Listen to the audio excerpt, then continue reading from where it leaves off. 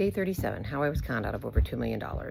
If you've been following the story along so far, you know that we have just hit the end of 2022 into January of 2023 when the Singapore court is going to open back up for the year. And basically they had told Steph and Celia that they needed to figure this out in mediation, and they hadn't yet, couldn't agree. So we were going to go back to the court cases.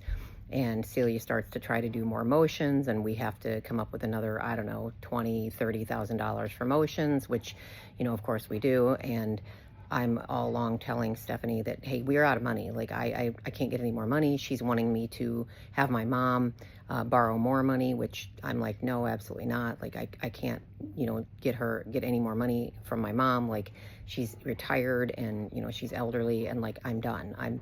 If this is going to be it, this is going to be it. So she realizes that we need to get this thing settled.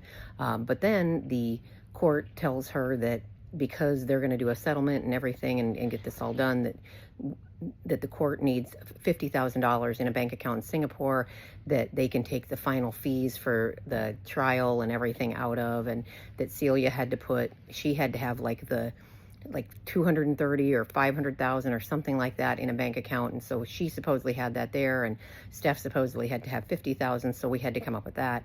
So of course the remaining, you know, money that I have left on the credit cards, I advance and, you know, because I had paid them off, or paid most of them off, and then obviously charged them back up again after I had paid my house off. So still, you know, we're down, and I'm getting like $50,000 from that, and I get that sent to her.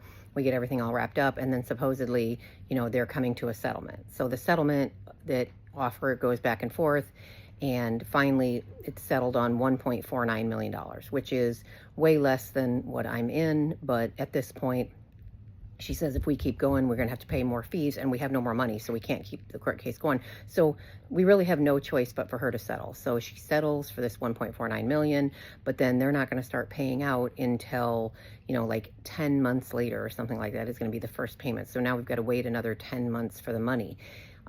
And so she gets this all supposedly settled, and then we start, you know, waiting for the money to come. But of course, there's more wrap up that has to do with her lawyer in the US and her lawyer in Singapore, and she still owes money, and we can't get any settlement done, any money done, or anything like that until she has them all paid up. So now we've got to come up with more money, and, you know, it just gets crazier from here.